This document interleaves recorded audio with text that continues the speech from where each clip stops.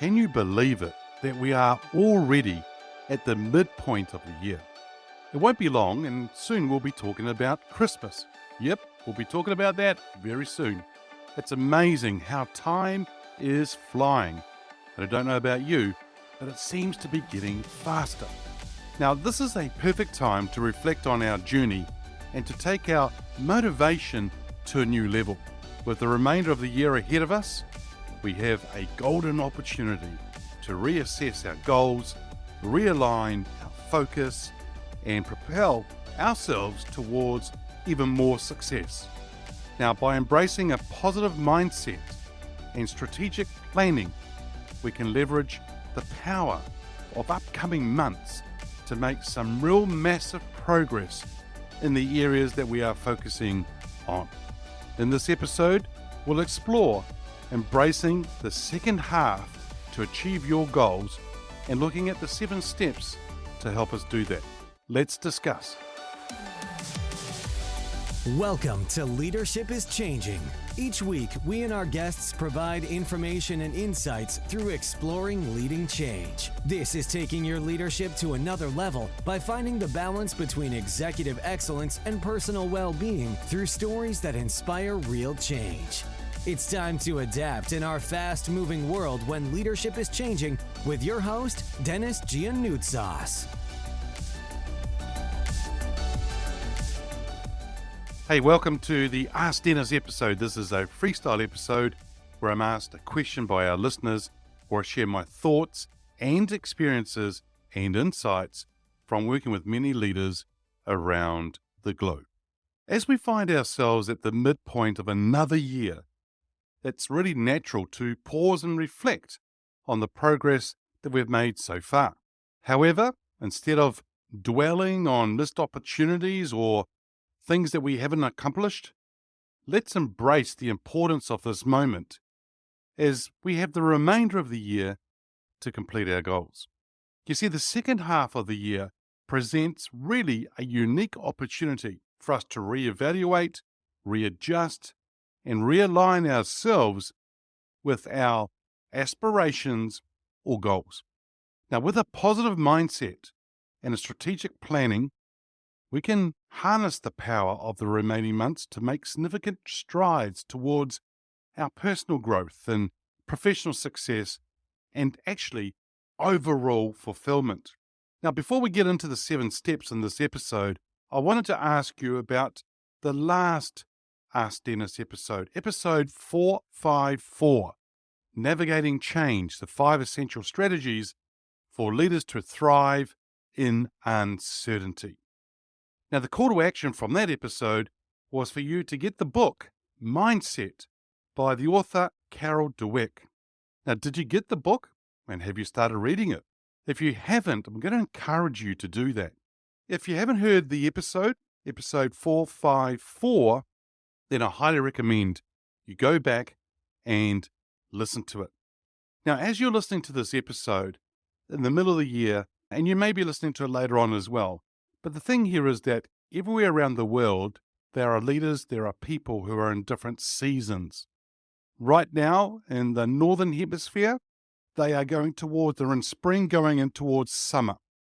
And in the Southern Hemisphere, we are in autumn or fall going into winter. And it doesn't matter where you are, it is still the halfway of the year.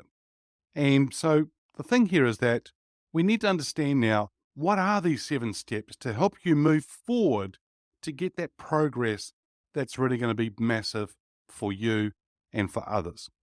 Okay, here we go. Number 1 is reflect on the journey.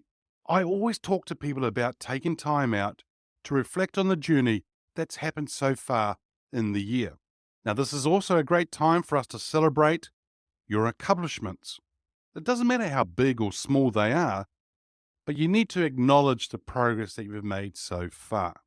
It's actually quite interesting that some people don't even do this, but take some time out to celebrate. And we're going to talk about that a little bit later on. Consider the challenges that you've encountered and the lessons that you've learned from them. Because it's not just something that you've done, but you can actually learn from various situations. And you can do that by reflecting on the journey which is going to help you gain a deeper understanding of what your strengths are, what your weaknesses are, and other areas that you may need to improve in. Now, if you use this self reflection, it's actually going to help you build resilience. It's going to help you have some gratitude and also will give you that motivation, that inspiration for you to move forward as well. So that's number one, is reflect on the journey. Number two is review and assess your goals. So as we go into the second half of the year, it's going to be really important for us to review and assess or reassess our goals. Now, whether you evaluate and to see if they're still aligned and with your long-term vision and maybe with your values or anything else that you're sort of looking at these goals to help you do, are they still aligned? Are they still the right goals? Is there any challenges that are ahead of you right now that may sort of stop you from attaining these goals? In other words, do you have some obstacles, some roadblocks, or is this going to be really a big stretch for you to get there? Now, take into account that any external factors or changes or circumstances that may affect your goals. Now, this process of review and reassessment really ensures that your objectives remain relevant and inspiring. And I'm going to really encourage you to do this review and reassess because it's something that we need to do that rather than just keeping on going. Because you don't want to get to the end of the year and feel like, oh, I had a chance to adjust and I didn't do that. So, number two is review and reassess your goals. All right, are you ready to go into number three? Here we go. Break it down into actionable steps. Too many times people set some goals and they're not sure how to get there. That's fine. But the thing is, they don't break it down into actionable steps. They don't come up with a plan. Now, if you can do that, this is a very powerful strategy to help you progress along towards that goal. Now, if you can create a detailed plan with things like milestones and deadlines to help track your progress, it's actually going to help you break those goals into manageable tasks that'll also give you some clarity and focus and motivation. Because you see, as you achieve each of the small steps, it's going to bring you closer to that larger goal, but you're going to feel like you're achieving things and ticking things off. Here's a great example. If you're traveling from where you are to another area, let's say that's a 3-hour drive in a car, and you're driving away there, and you might be on a motorbike, whatever it is. The thing is, you're on your way there, and there are going to be certain milestones to get you to where you need to get to. If you don't look at the map or refer to the GPS in your phone or whatever you got in your car, then you may go the wrong way. But what we do is we tend to have a plan. We tend to have certain milestones and knowing where we're going to stop, where we might have lunch, where we need to go to bathrooms, things like that, where we need to fill the car up again, and so forth. So there's all these different milestones, different certain towns that you need to go through. As you do that, you understand what the plan is. Now, there may be some detours, and that's what happens in life too. But the thing here is that if you break it down into actionable steps, you're going to be able to really have some strong clarity and focus on the things that you need to do. So, number three was break it down into actionable steps. Number four is prioritize and focus. So in the second half of the year, it's essential that you prioritize the goals. You know, which ones do I need to work on first? Which ones do I need to give more effort towards and then others maybe later? What kind of things or resources or people or tools do I need to help me get there, to help me prioritize and focus on what I'm needing to do? Because if you can do that, then that's the things that are going to mostly make significant impact on your life and in your goals and so forth. What time do you need to allocate? What kind of energy do you need to bring to the table? And as I said before, what resources do you need based on what you've been thinking about? Because if you can prioritize a few selected objectives, then you can avoid spreading yourself too thin, and then you can increase your chances of success. Because if you can focus on what truly matters to you and be mindful of the distractions, the noise out there, the next shiny thing that could derail you and your progress, then you can have that strong focus. You know what? The thing here for this is that if you can prioritize and focus and get really, really quite clear on where you're going, it's amazing what you can achieve. And when you have those noises, those distractions around you, they'll just bounce off you. They won't even actually register with you. You'll just keep on going. So number 4, prioritize and focus. Alrighty, let's get on to the next one. Number 5, this is where you can seek support and accountability. Now, it's really valuable to have that kind of resource on your journey when you can get that support and actually have some accountability and towards achieving those goals. So you can achieve your goals, your aspirations, your dreams, whatever you're aiming for. You can share that with a trusted friend, maybe some family members, a mentor, or a coach, somebody who can provide you some guidance, some encouragement, and some feedback. Now, you want to be able to have some regular check-ins with that person to share things like progress and do the reviews with your accountability partner. Now, this could also be somebody who's got similar goals to you as well. And you both can be accountability partners and motivate each other and bounce off each other and hold each other accountable and on track. So have a think about that if that's something you're wanting to do too. Because you see, a coach, a mentor, a family member, a trusted friend, another accountability partner, their perspective and support can offer some really valuable insights and help you overcome the obstacles along the way. So number 5 is seek support and accountability. Number 6 is embrace growth and adaptability. So in the pursuit of your goals, how about embracing the concept of growth and adaptability? So you got to really understand that there are some setbacks and probably some unexpected circumstances along the journey. But if you're open to learning and that you can adjust your approach and you can seize new opportunities, ones that may arise, then wow, that's pretty cool. See, it goes back to that book that I was talking about earlier on, The Growth Mindset. Because you see, Carol Dweck talks about a fixed mindset and a growth mindset. Now, the growth mindset, that views challenges as opportunities for personal growth or personal development. Adaptability allows you to navigate change.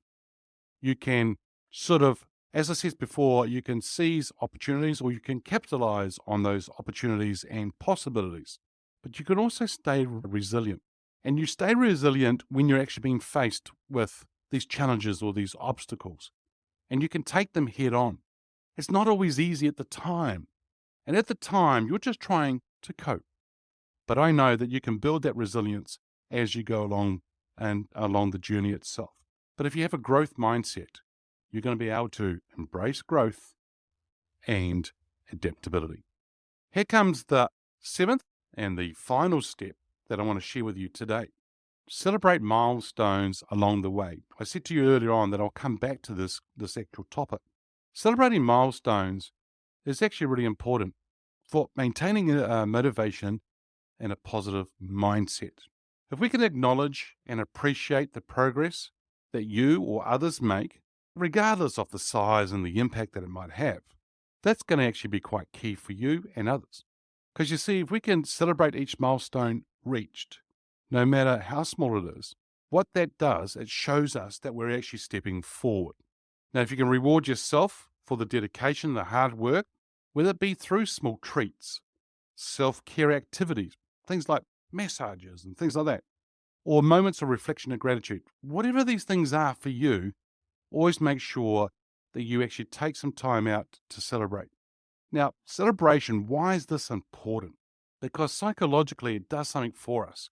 It reinforces positive habits.